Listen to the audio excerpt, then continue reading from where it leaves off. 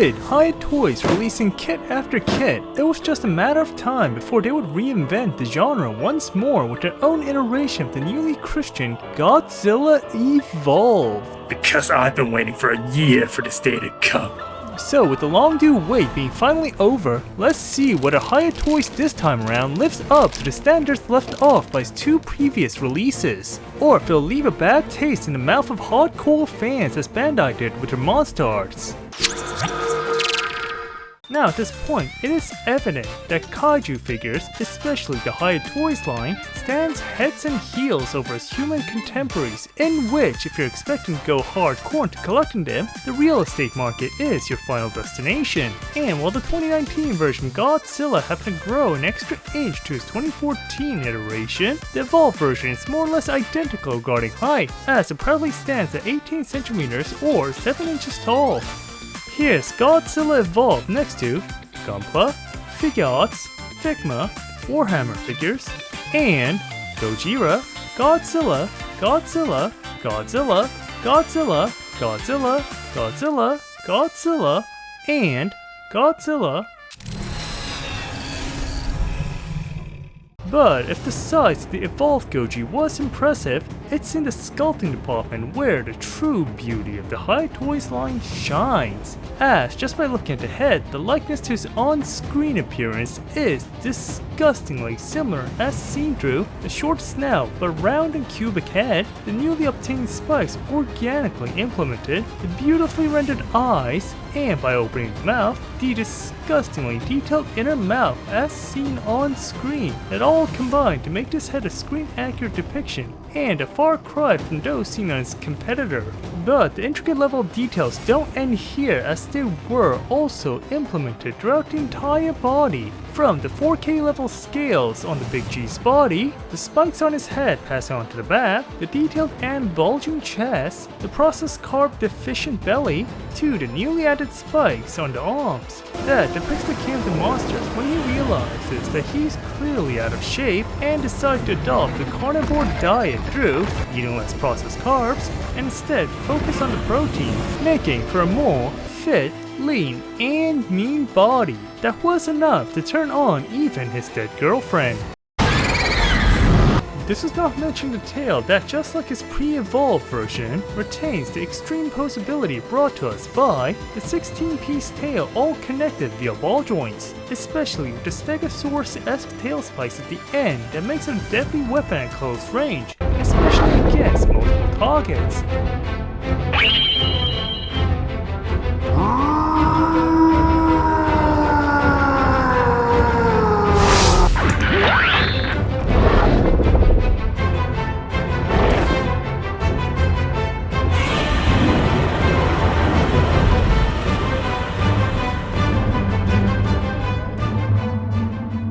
Just a shame we didn't see it being used properly on screen. But if you thought this figure sounded too perfect, you're right, as a definite downside regarding this figure are the dorsal plates. And while the sculpting and details inscribed are top notch, it's the paint job that lacks the finesse. And unlike the Monster's iteration that was bestowed with a translucent plastic that shines with the extra glow, Hiya's iteration, rather than looking at the competition, instead came with a paint job that is more dull than my dating life.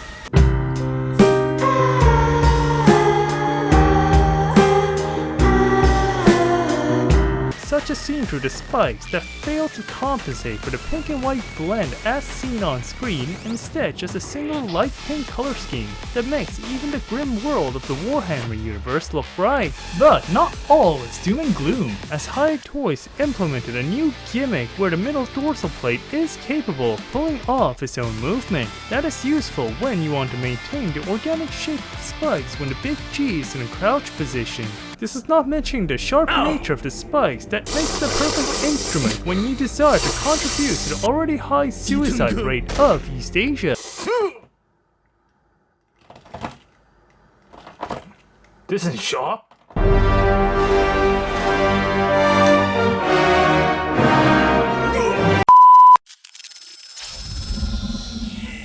Now, if you're well versed in kaiju figures, it's common knowledge at this point that kaiju figures like to come out with no strings attached, just like my dating life.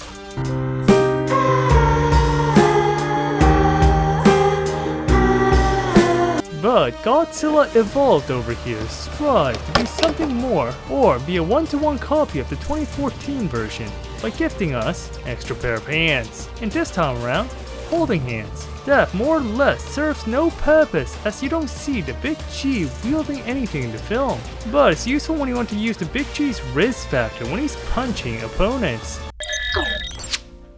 Now, let's talk about posability. While Godzilla as depicted in the Monsterverse started off as a sluggish sloth of a Goliath, over time the Big G gained more and more flexibility, with the Evolved Goji being the most flexible out of the bunch, as it could pull off walking on all fours, 2 literal WWE moves. And while the Hiya Toys isn't the best when it comes to posability, with the release of Shimo, Hiya Toys showed off an unprecedented level of movement compared to their previous releases, and on par with the likes of the Monsterarts itself.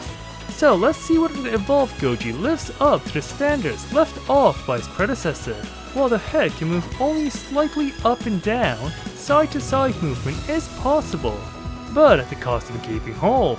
The jaws can open and close, and thanks to newly added movable torso spikes, the torso can move up and down, side to side. The arms can freely move up and down, side to side.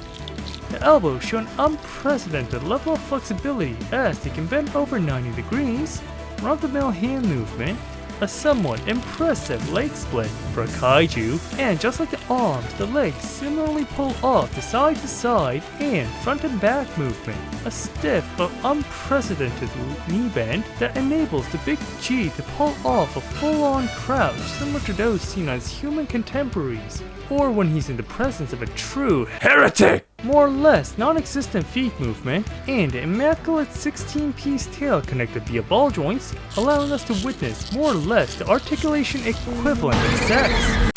Which I don't even have the slightest clue of what it's like. Probably explains my crippling addiction. And worse, I started double dipping. Ban the heretic!